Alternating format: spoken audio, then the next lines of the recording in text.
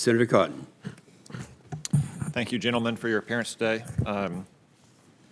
The national security strategy says that we've returned to an era of great power competition, which I believe to be true. Threats of terrorism remain serious, but those threats become catastrophic primarily when they're supported by a nation state in one way or another.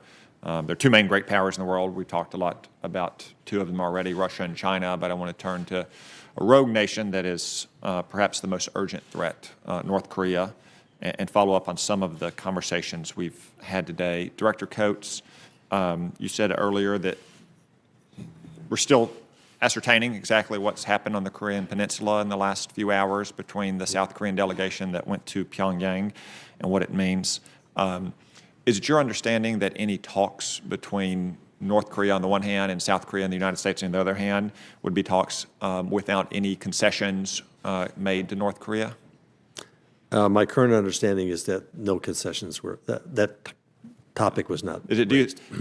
Part of the problem we have with North Korea and the reason we got to where we are is that in the past 2 or 3 decades, we've consistently granted concessions just to get them to sit down and talk to us. That is correct. So it's one thing to sit down and talk with an adversary. We did that with the Soviet Union throughout the Cold War. It's another thing to bribe that adversary to sit down and talk with us. Talk is cheap. So we shouldn't play Charlie Brown to their Lucy once again on that football. There has been a football, and there have been a lot of misses. Thank you. Some people talk about the possibility of deterring North Korea the way we deterred the Soviet Union. That makes some assumptions about the nature of the North Korean leader and the North Korean regime. I want to reference a report from the New York Times last week that cited the UN panel of experts on North Korea saying that North Korea is suspected of exporting large amounts of material to Syria that could be used to develop chemical weapons and also missiles that could deliver those chemical weapons. Do you care to comment on those reports from last week? We know in the past that there has been a transfer historically between North Korea and Syria relative to what's currently going on, and we'd have to discuss that in the classified session. Okay, perhaps we will do that. But that sounds like the kind of thing that North Korea would do, doesn't it, given their history? Given their history, it sounds like it. Yeah. And that makes them somewhat different from the Soviet Union. The Soviet Union, of course, had a nuclear arsenal that could destroy the American way of life, but they rarely transfer that kind of weapons of mass destruction technology to rogue nations like Syria, correct? I'm not sure I have enough information to say yes or no on that, but that's... It's a risky. We have some history, that's for sure. Very risky to transfer nuclear, chemical, or biological technology if you care for the long-term preservation of your regime. But given this economic and diplomatic situation that North Korea faces, I think that makes them somewhat different than the Soviet Union in the Cold War. General Ashley, let's turn to a brief comment you made, I think, in an exchange with Senator Fisher about the indirect fire systems that North Korea has on or near the DMZ. Sometimes the North Korean leadership says they could turn Seoul into a lake of fire? Is that what they call it? Yeah, I'm not sure of the phrase, but it would be a significant amount of casualties. Something like that, yeah. You also mentioned that a lot of North Korea's military weapons are Soviet-era systems. Do we know what percentage of those mortar, rocket, and artillery systems in North Korea's arsenal are Soviet-era systems, which means by definition now at this point at least 27 years old? Yeah, I would say the majority of them are. We can give you an exact breakdown. Okay. Of that percentage, do we know what percentage of those are very well maintained by the North Korean military? So my understanding is the level of maintenance is pretty good on the systems. Now, there's going to be a degree of atrophy over time, but our expectation is those systems will work. And what about the availability of the parts and the ammunition rounds that all of those systems would need? So that becomes more problematic in terms of amount of ammunition and supply parts for replacements. Because those are not widely available on Correct. The international arms market? Correct. And then finally, those systems don't fire themselves. They need well-trained crews to fire them. Do we have an assessment of the training level of the North Korean armies at the crew level and how they can operate all those systems? So we watched their winter and their training exercises. They've shown a level of discipline and expertise. I don't know that I can take that all the way down to the crew level, but I will go back to the comment I made earlier that Kim Jong-un, far different from his father in the level of rigor that they've applied to their training regime to make sure their crews are ready. Yeah. So when you pile up all of those estimates on top of each other, though, there is some question about the overall effectiveness of North Korea's indirect fire systems, probably a little bit less than what the North Korean leader suggested it might be, but still a grave threat to South Korea and to American troops on the peninsula. Is that right? Still a great threat. Finally, what's the quality of North Korean air defenses against U.S. aircraft? So let me take that into a closed session. That's a little more complicated answer. Okay, thank you. Appreciate it, gentlemen. Senator Kane. Thank you, Mr. Chair, and thanks to our two witnesses. I want to just first begin by applauding your prepared testimonies. I know you have to summarize very briefly at the top of this hearing, but both of the prepared sets of testimony are very strong. In particular, I noticed both of you focused upon protracted conflicts, environmental challenges, et cetera, leading to migration and displacement, and the security challenges caused by displacement. General Ashley, you indicate, as of October 2017, protracted conflicts and ethno-sectarian violence have increased global displacement at the highest levels on record, according to the United Nations. I'm going to come back to that in a second. And Director Coates, you have a strong section on environment and climate change at page 16 and 17 of your written testimonies that are important. I've been disappointed with some of the environmental agencies in the administration for not acknowledging that, scrubbing websites, not talking about it, but you're very straightforward about the challenges that are presented in our security environment in this section, and I'd encourage my colleagues to take a look. Here's a worry that I have. Would you agree with me that the title of the hearing is Worldwide Threats? Would you agree with me that one of the best ways we deal with worldwide threats is stronger alliances, more allies? I agree with that. General? Senator, I agree. Here is a concern that I have about the administration. There seems to be a number of areas in which we're isolating ourselves from allies. It could be the failure to nominate ambassadors. Senator Reid talked about that. It could be proposals to reduce dramatically the budget of the State Department and USAID. That's ongoing. It could be the pulling out of the United States of international accords, whether it's pulling out of the Paris Accord, stepping back from the UN Compact on Global Migration, threatening to step out of an Iran deal, threatening to pull out of a Korean trade deal, threatening to pull out of NAFTA, starting tariffs which could suggest trade wars with allies, even tweets about allies and adversaries and even our own diplomats. I worry very, very much about sort of an isolationist attitude. If one of our immune system strengths in dealing with worldwide threats is strengthening alliances, I'm very nervous about this right now. Let me ask you about two things that concern me. First, since you both focused upon the displacement and refugee challenges, and Director Coates, you actually in your own testimony near the end talked about this as a significant phenomenon, whether it's war, violence, natural disasters, weather events, droughts, corruption, causing migrations of population. And we've seen the challenges that Syrian migrants have compounded in Europe, for example. In December, the U.S. announced that it, alone among nations of the world, was going to pull out of the UN Compact on Global Migration, which was a voluntary agreement by nations in the UN, a unanimous agreement in September of 2016, to sit down and start to talk about new best practices for dealing with migrants and refugees. Completely voluntary, no incursion into the sovereign ability of any nation to make their own immigration decisions. But the Trump administration announced in early December that the U.S. was pulling out of the discussion, citing sovereignty as a reason, which was a non sequitur, since the entire idea around the Global Compact was that no nation would give up their sovereign ability to do anything, but that we would have a dialogue about how to deal with this significant security threat that you each identify in your written and, Director Coates, in your oral testimony. Why is it a good idea for the United States to pull out of a global discussion about the way to deal with the human displacement problem that you each identify in your testimony? Senator, I'm not familiar with that particular decision, why that decision was made in a larger sense, so relative to what you were talking about. It's easy to look at the way we've conventionally done things, but it's also easy to see that they haven't always worked.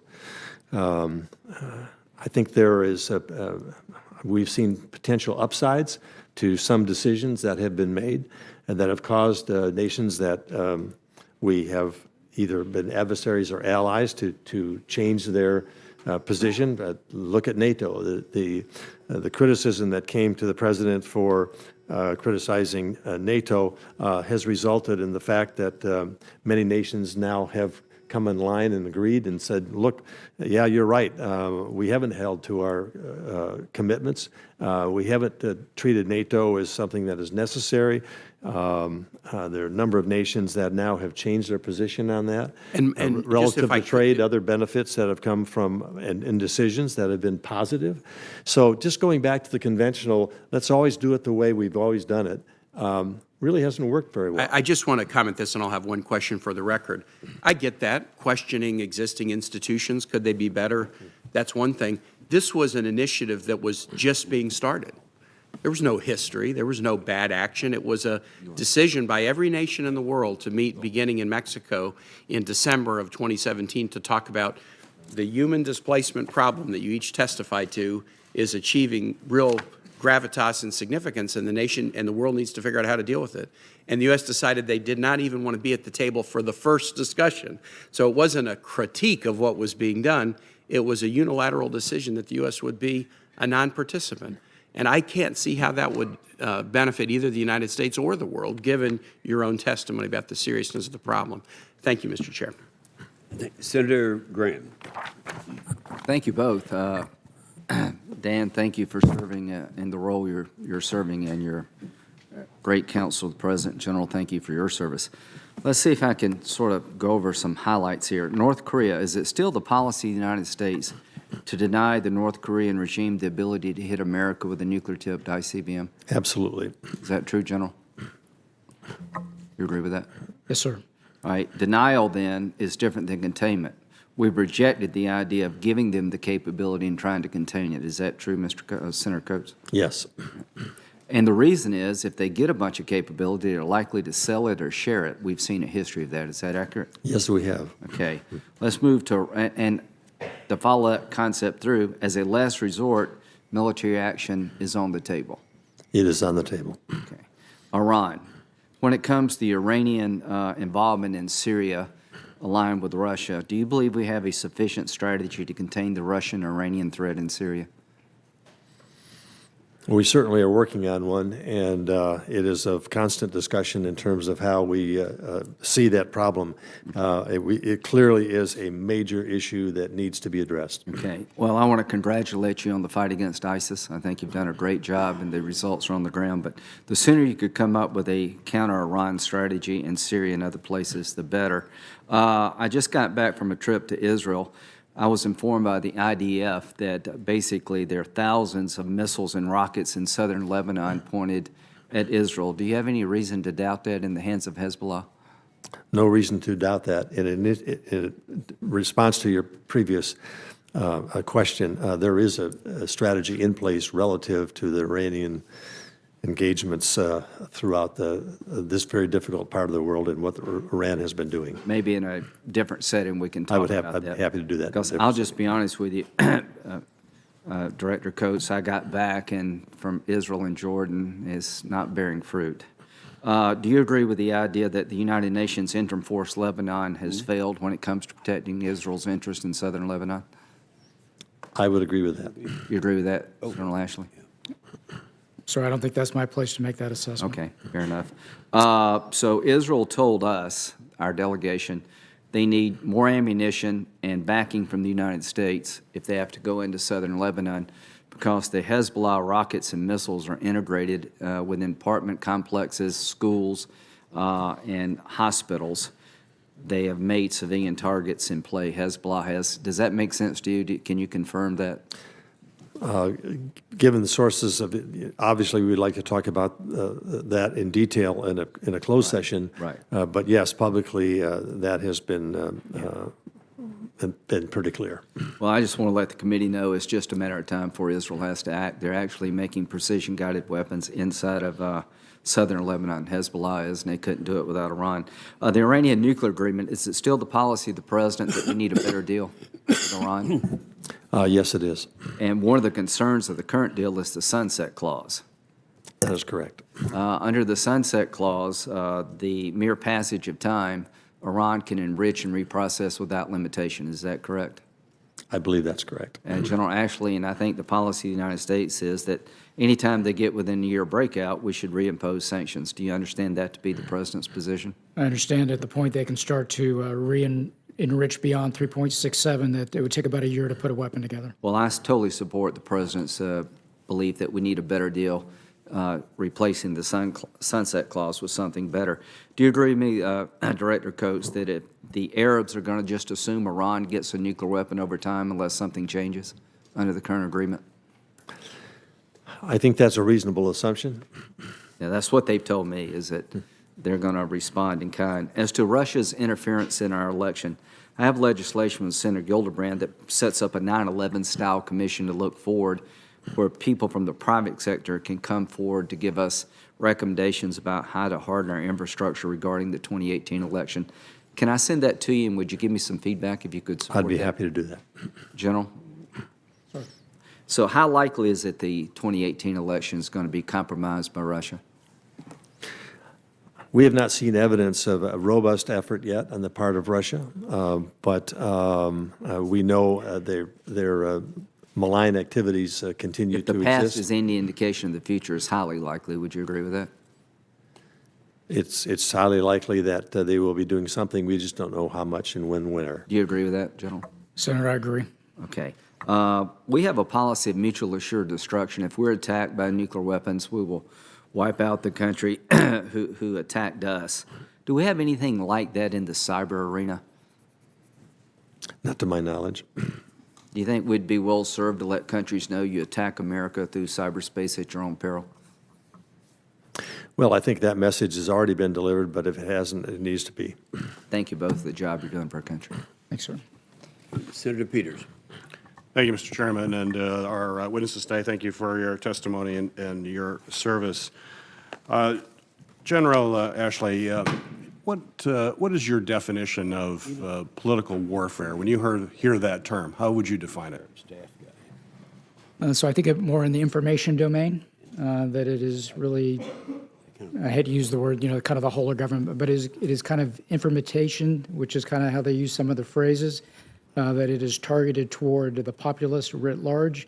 And if you look in the context, we'll use, since we talked about Russia, they have a thing that's in their doctrine, it's been their doctrine since back in the 60s, called reflexive control. And what they do is they use a level of influence to try to take you down a path to make a decision you think it is your own. And so that's nothing new. But as we look at it in the context of what's evolved over the last couple of years, it's the ubiquity of communication, social media, and other means by which you can deliver those messages. But that has been integral to their strategy for probably really since back in the 1960s. Right. So basically, many of the things that we've been talking about here could very easily be defined as political warfare. So would you agree that we are engaged with an adversary that is using political warfare against the United States?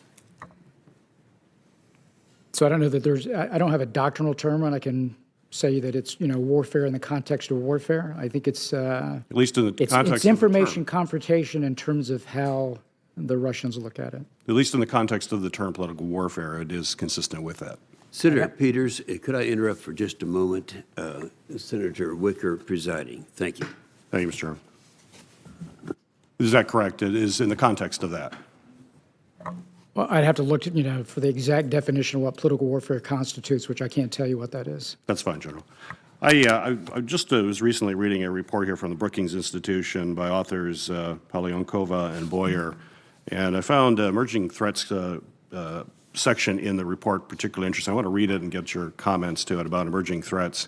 They write in their report, the future of political warfare is in the digital domain. The influence tools used by Moscow against the West are still fairly basic. They rely on exploiting human gullibility, vulnerabilities in the social media ecosystem, and lack of awareness among the public, the media, and policymakers. In the 3 to 5 year term, however, these tools will become more advanced and difficult to detect.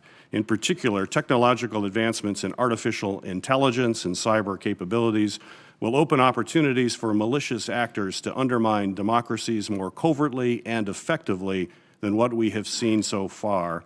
In addition, increasingly sophisticated cyber tools tested primarily by Russia in Eastern Europe have already affected Western systems, and an attack on Western critical infrastructure seems inevitable. That's end of quote. General, what do you make of that statement? So I'd say there's validity to the statement. Attribution could become more difficult, but at the same time, what we've seen transpire in Europe, you had the level of influence that the Russians tried in a number of elections, whether it's in the Chechnya, whether it's France, Germany, other nations, Norway. Because of the heavy-handed and the nature in which they did that, it really kind of illuminated what they were doing. And so people became more suspect.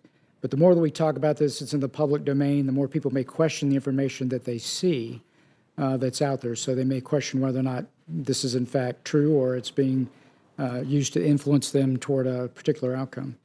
The point they also make in the report, you said it's easy to see some of it because of its heavy-handedness, is that with the very rapid advances in machine learning and artificial intelligence, it's going to become extremely difficult to see exactly what's happening. Would you agree with that? I think there's an AI application. My analogy on the NATO particular piece of that is because it came in the public domain and we talked about it. And so then people started looking for it and they started to see it. My final question is, a lot of this misinformation and the tools that are being used and will be exploited in an increasing fashion in the future are able to, or use big data, basically the weaponization of big data. How do you approach that concept, and what are you doing in regards to that? First off, do you believe that is a significant threat, the weaponization of big data? I think it is a threat. So part of that threat is to engage our social media platforms, Facebook, Twitter, other types of platforms that are engaged in that. Is the intelligence community, to both of you, is the intelligence community engaged in conversations with these platforms, understanding that we need to probably cooperate if we're going to be able to thwart this threat? General, you first. Is that necessary? I'll drag it out. Or Director Coates, I'm sorry. I was going to let the director take that. So let me take the context of big data in terms of our understanding.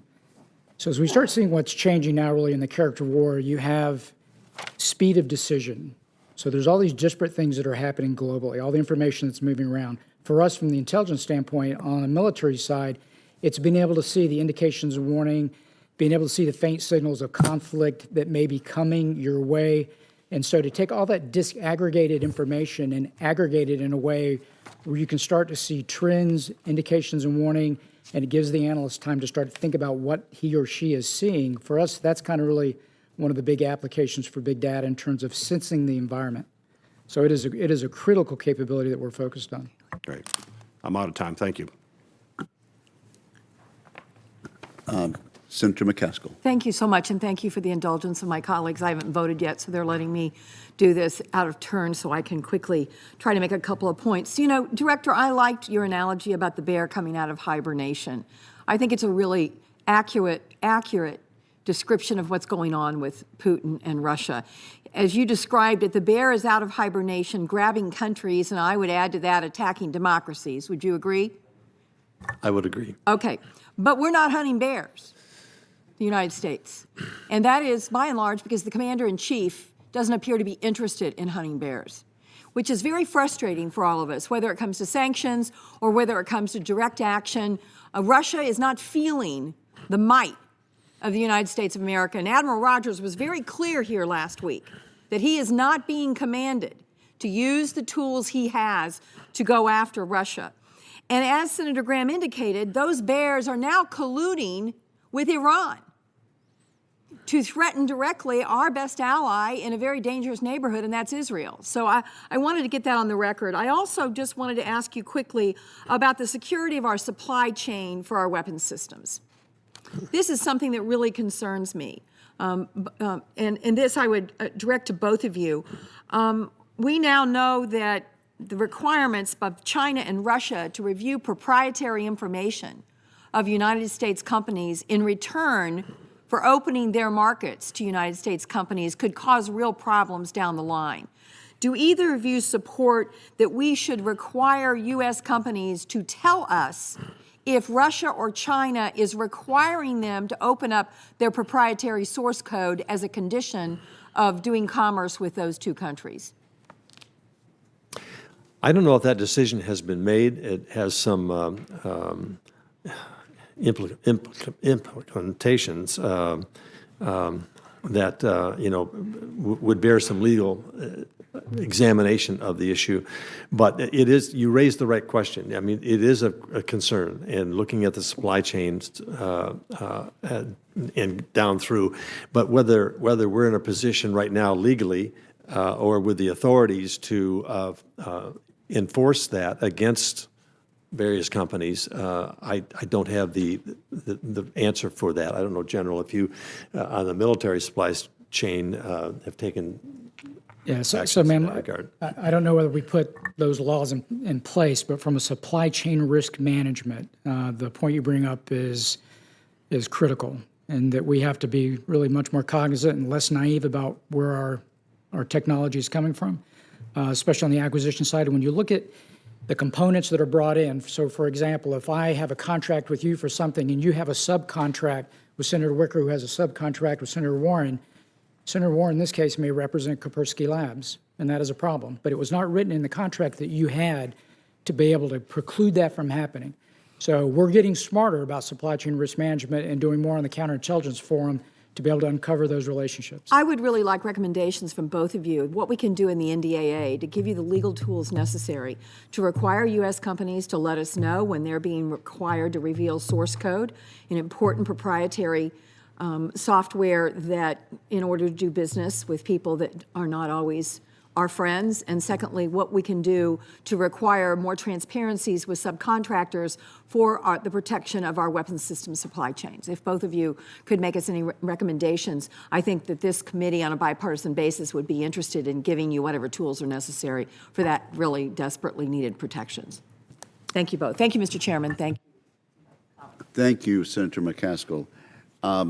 Director Coates.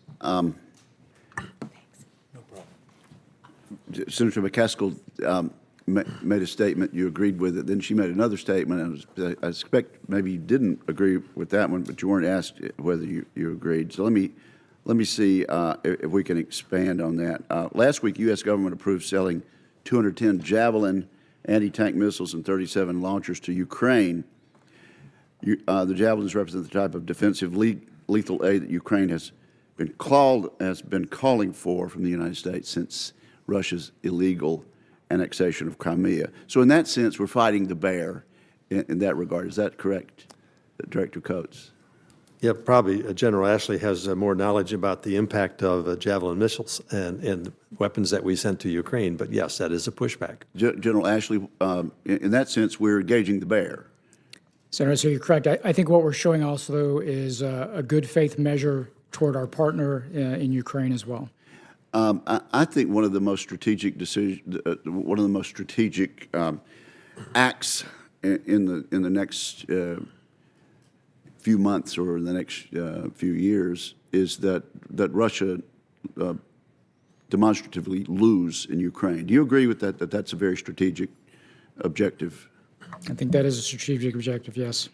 And also our national defense strategy now states that for long-term security competitions, our competition with China and Russia are foremost and the foremost priority for the Department of Defense. Is that correct?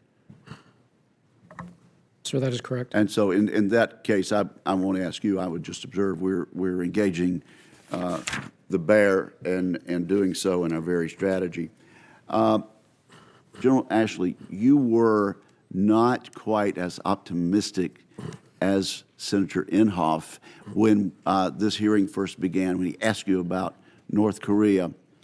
I expect that might be because you've you've seen this movie before, is that correct? Senator, that's correct. We've Would watched you this. care to expound on why exactly you don't share much optimism about the announcement yesterday from Kim Jong-un? Yes, sir. So staying at the unclassified level, everything that I've seen, everything that's reinforced my opinion, my assessment, albeit there is a great deal of opaqueness to the decision-making of Kim Jong-un, I've seen nothing to take me down a path to think that he's about ready to make a hard right turn. But that possibility is there. But I've seen nothing to tell me that there's sincerity in the talks that are about ready to kick off. Should we dismiss it out of hand, or would your advice to the President of the United States be to follow up with caution? I think you follow it with caution, you engage. Okay, now let me ask one other thing. There was a RAND study that came out in December, and we've had classified briefings that followed up on that. It was a public study, and basically it was very startling what they said. They said that under plausible scenarios, the United States could actually lose the next war.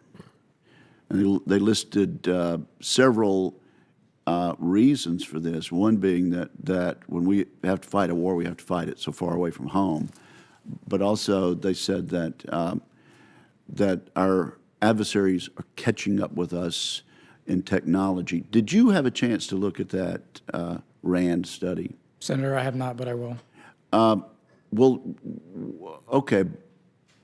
Director Coates, have you looked at that study? I've not looked at that study, but we've seen a great deal of intelligence relative to the technological capabilities now available to nations which didn't have those capabilities before. There is a competition, and there is a race, and the world is changing. Conventional warfare probably changed when we prevailed in Desert Storm. No country's going to line up tanks or infantry against us, given our capabilities that were demonstrated there. And so we've seen a lot of asymmetric types of threats and the use of technology to achieve those threats. So it's a different kind of warfare that we're engaged in. And I think, we're fully aware of that. Thanks to the Congress, the budget has been increased significantly to make up for some stuff that was pretty static in the past administration. That's true, yes, and I think we're going to follow up on the 23rd of this month with an omnibus. But let me get back to you. Understanding, General Ashley, that you haven't not read the report, it was stunning, I think, to many Americans that a report could say we could conceivably, under plausible conditions, lose the next war. What do you say to someone who would make that flat statement? So I'd have to look at the context of the assessment. Is it one particular war? Is it multiple wars? Is it holding, deterring? I do agree with everything that Director Coates says in terms of closing the gaps and capabilities. Our opponents are going to come at us in a very asymmetric way. The technology gap is closing, and the fact that we have global commitments, it's hard to posture yourself everywhere in the globe. So you're always going to have that time distance where you're going to have to move, where you may be out of position when a conflict starts. Okay, well, General, thank you very much. Well, I'm going to ask you to take this as a question for record. We'll insert it at this point in the record. Would you look at that, at the unclassified RAND report? It came out about the 4th of January. Actually, I think it came out in December. Look at that and give us a brief response. Yes, sir. To the allegations, the top line allegations made. Senator King. Thank you, Mr. Chairman. First, Director Coates, I want to compliment you and the members of your the community that you represent on the report that you have supplied to us. It is succinct and clear and troubling in some cases, which is what good intelligence will always be. Particularly on page 16 is an extraordinary statement about the effect of climate change on national security. The impacts of the long-term trends toward a warming climate, more air pollution, biodiversity loss, and water scarcity are likely to fuel economic and social discontent and possibly upheaval through 2018. Goes on to talk about the risk of humanitarian disasters, conflict, water and food shortage, population migration, labor shortfalls, price shocks, power outages, and a possibility of abrupt climate change. The notes indicate the current extinction rate is 100 to 1,000 times the natural extinction rate. I just want to point that out. This is clearly, as your report indicates, a serious issue of national security, is it not? It is an issue, but it always has been an issue. What happens to the environment, floods, hurricanes, et cetera. We're seeing some intensity of that lately. Well, this isn't talking about general environmental conditions. It's the past 115 years, I'm reading from your report, have been the warmest period in the history of modern civilization. The past few years have been the warmest years on record. And then it goes on to state. I would just hope that you would have the people that prepared this brief the Secretary of the EPA. Because I think this information is important. It's important to national security.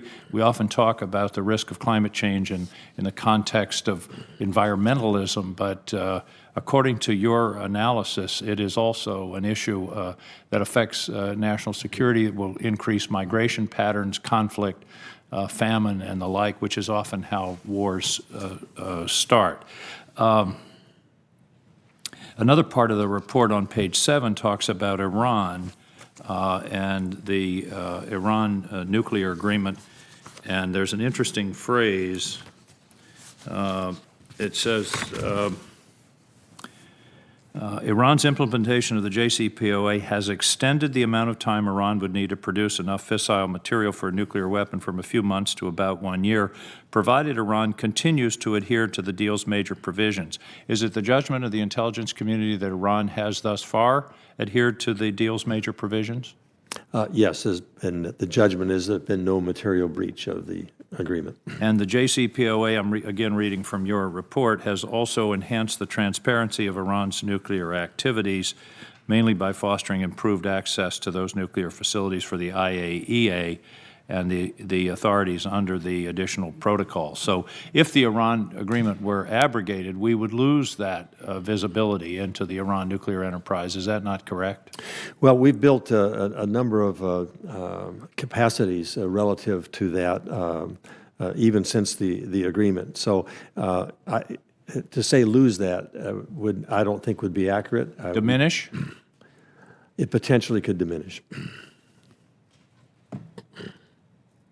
I think you can do better than that. It would diminish, would it not? The IAEA would certainly not have the access that they currently have. No, they may not. On the other hand, we have provided other means, and we've significantly upped our game in terms of our verification procedures. In your assessment on page 18, you talk about China. Again, interesting language. It talks about China's security interests with regard to the South China Sea, the East China Sea, and Taiwan. Uses the language, it uses language of national security in those regards. Sovereignty claims East China Sea, South China Sea, and Taiwan. But then it goes on to talk about its efforts aimed at fulfilling the Belt and Road Initiative to expand China's economic reach and political influence.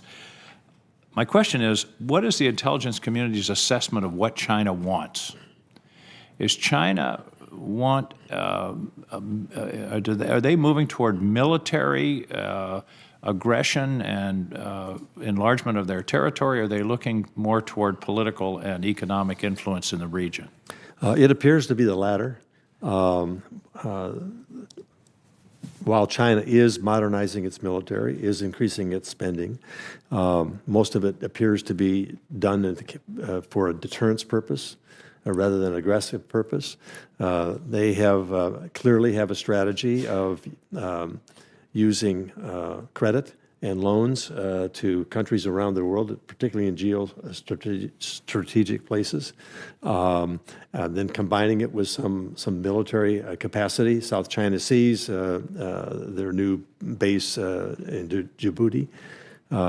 We see that China is seeking, I think, to become a world power with great influence on a global basis, and they're using a number of techniques that are far more than just the typical military land grab that we see more likely with Russia rather than China. Right. Thank you, sir. Thank you, Mr. Chairman. Thank you, Senator King. Senator Sullivan. Thank you, Mr. Chairman. And gentlemen, good to see you again. Thanks for your wonderful service. Wanted to just comment, I saw my colleague Senator Kane making some comments on some of his concerns, particularly as it relates to alliances and how we're focusing on those or not. I think it's a good point. I agree with him on it.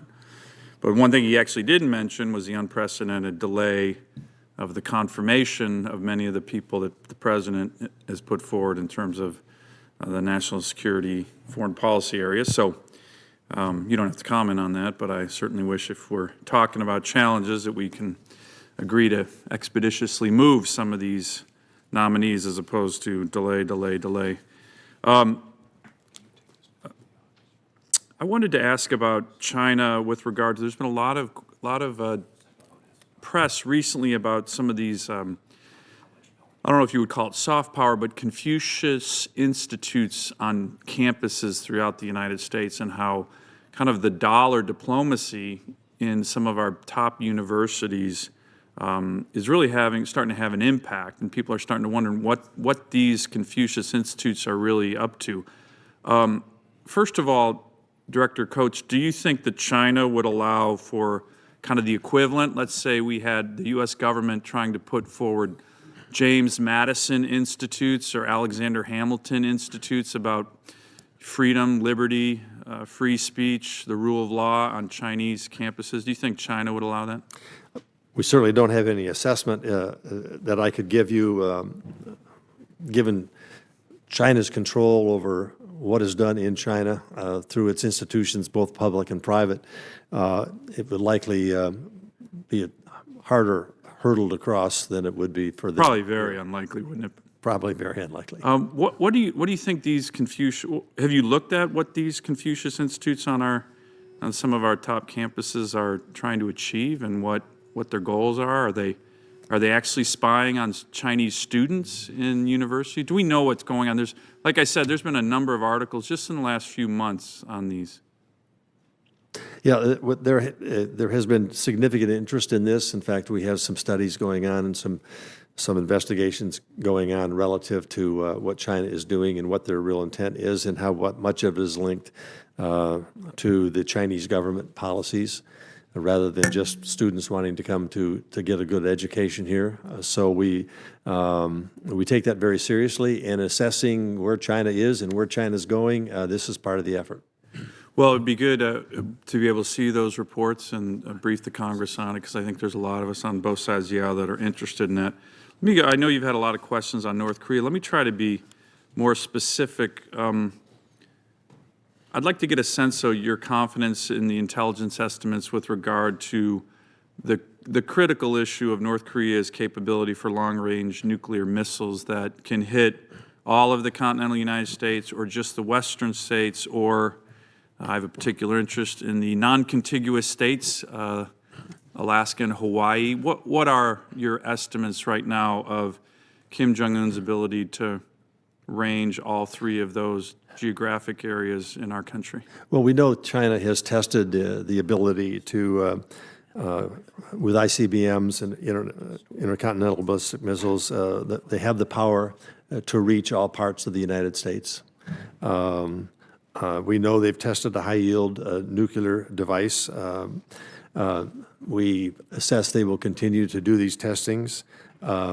Specifics of what you're asking, I think, is better moved to a closed session rather than here. The President has put forward what I would consider a red line in terms of U.S. policy. I think you, in one of your hearings, recently agreed with that he's saying we're not going to allow the North Koreans to have the capability to have an intercontinental ballistic nuclear missile that can hit the United States. That would include my state of Alaska, which is a little closer.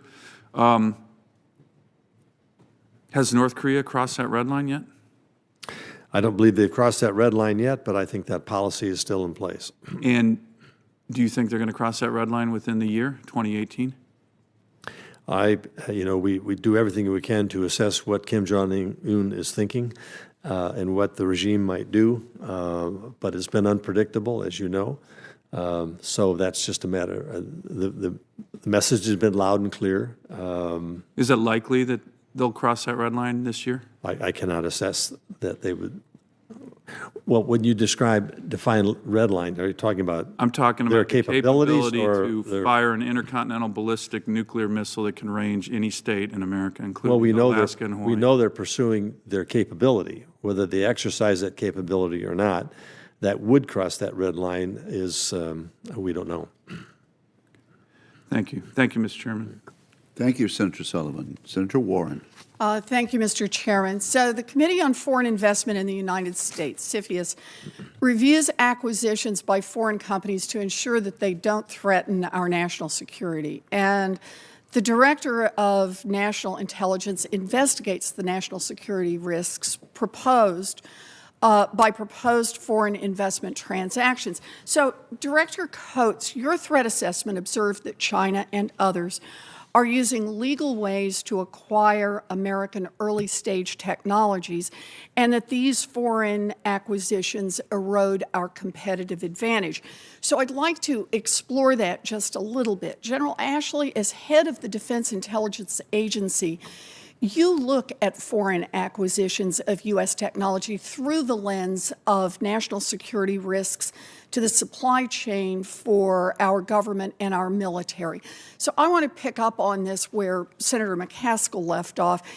Given that China and others will continue efforts to acquire our technologies, how well are we identifying emerging technologies that are critical to maintaining our military advantage over our adversaries, both in the near future and beyond? So what I can speak to are the technologies that are coming out and what we do to go through the supply chain risk management, counterintelligence, how we examine those that are tied into the department. If I can, General, let me just narrow the question up. The question I'm asking is, are we doing a good job of identifying all of the critical technologies that are subject to the Chinese? That's the first part. You got to know that it's within your lens to take a look at.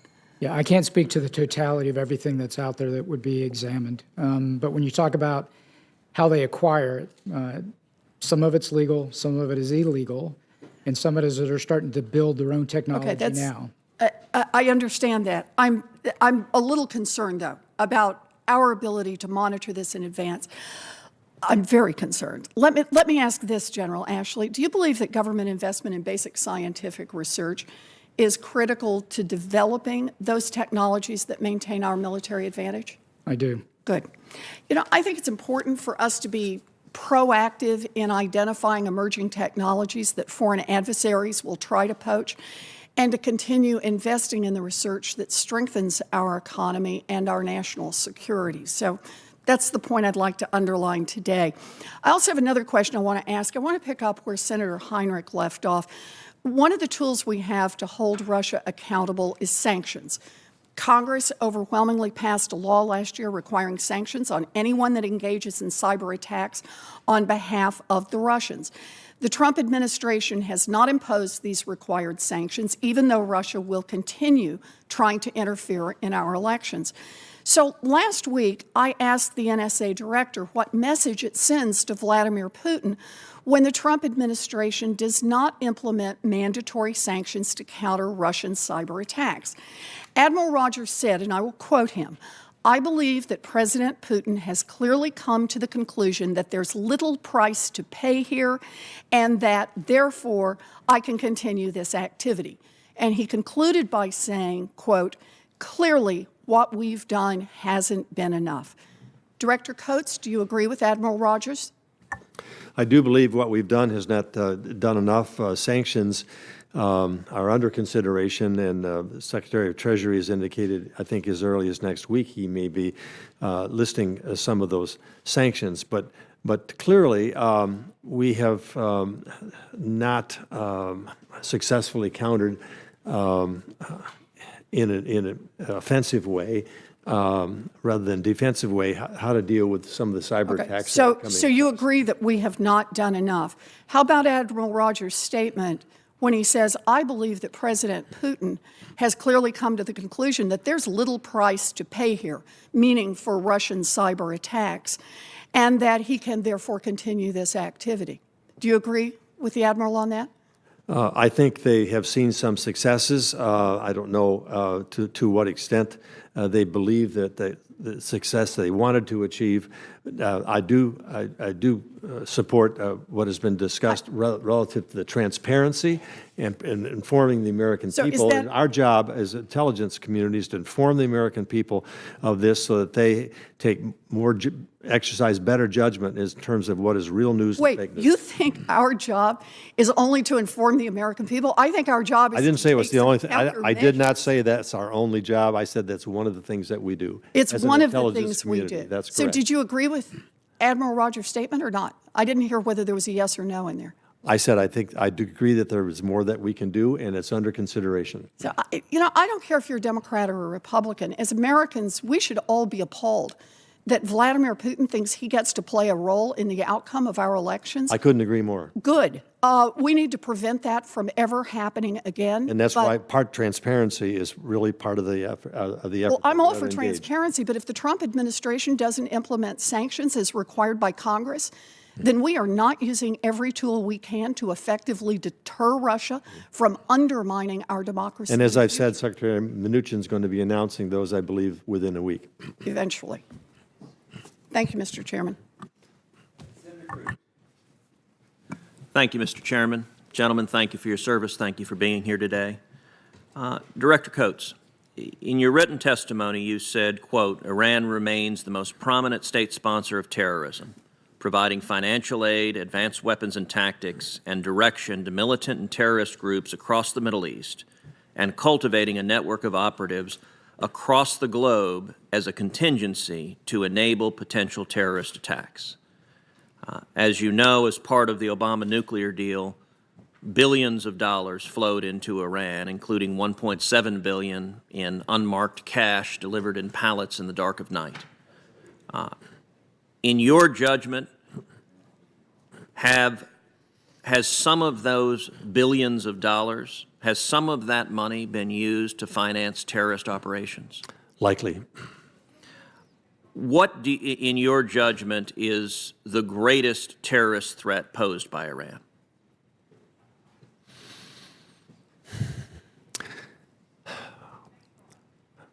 Iran has a lot of malign activities going on right now, but it seems to me that the greatest current threat is the support for Hezbollah and Hezbollah's positioning itself against Israel. That has turned into a hotspot, and Iran has made this possible for Hezbollah to move into Syrian territory very close to Israel and arm themselves to the point where it could turn into a major conflict. Well, and indeed, in recent weeks, we saw for the first time ever an Iranian drone crossing into Israeli airspace, piloted by Iranians. What do you see as the consequences that Iran now feels strong enough, belligerent enough to be directly leading attacks on Israel with Iranian weapons by Iranians?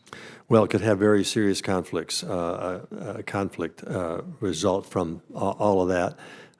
We know Israel will not be able to tolerate that kind of threat directly on their border. And so it's, I think it's a situation of significant concern. And is Iran continuing its research and development and testing of ICBM technology? They continue to develop and test their missiles. They claim it's not for that purpose.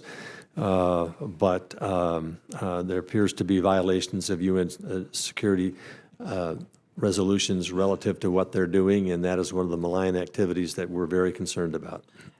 And the missiles they're testing, they're not merely short-range missiles that might strike Israel, but they also include ICBMs that could reach the United States of America. I'd like General Ashley to Yeah, discuss so what they have in their inventory are short-range ballistic and medium-range ballistic missiles.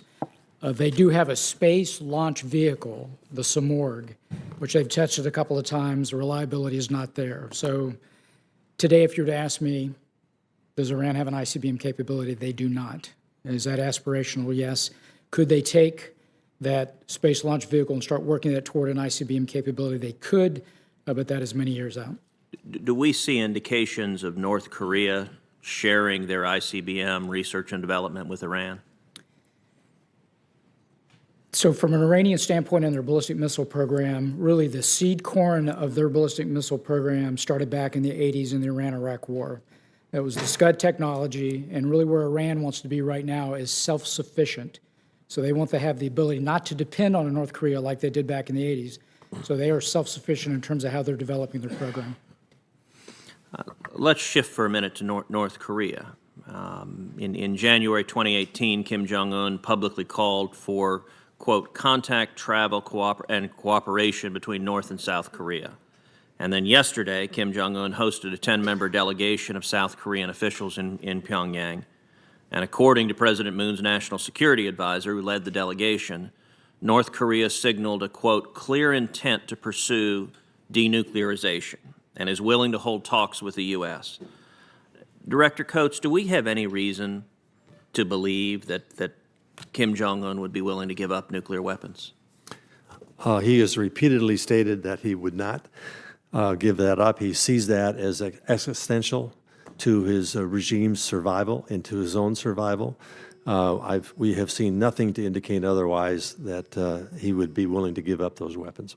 So what do you make of these statements to the contrary? Is this simply propaganda? Is this, what's your assessment of it? Well, I think it's too early to make a clear assessment. We need to hear from our interlocutors who will be coming here, as well as South Koreans, to discuss what they have discussed. I spoke earlier about my history here of watching this movie a couple of times before with both Republican and Democrat administrations, the frustration of getting into talks with North Korea and not succeeding, buying them time to do what they want to do.